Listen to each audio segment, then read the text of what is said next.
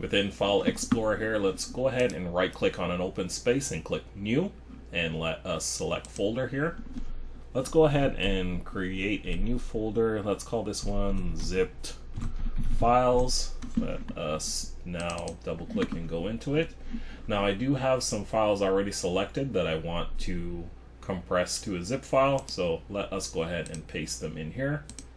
But you can obviously take whatever files you want and put them into this one folder.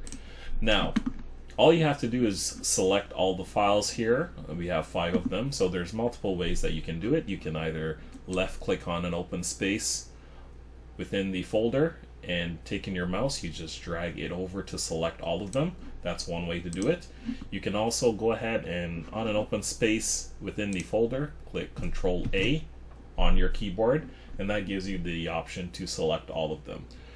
You can go ahead and select whatever files you want. For this video, I chose to select all of them. Now all you have to do is just select one of the files, right click, and then you have this option here that says compress to, and we have the option here that says zip file. Let's go ahead and click on zip file, and here we have it.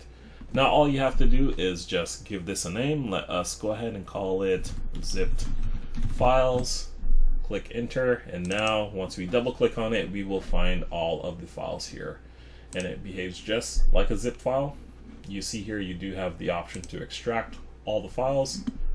Select an option here, select a location to unzip it, and then click on extract, and here you see it from the zip file that we created. We now have a folder here that has all of the 5 files. So there you go, pretty simple.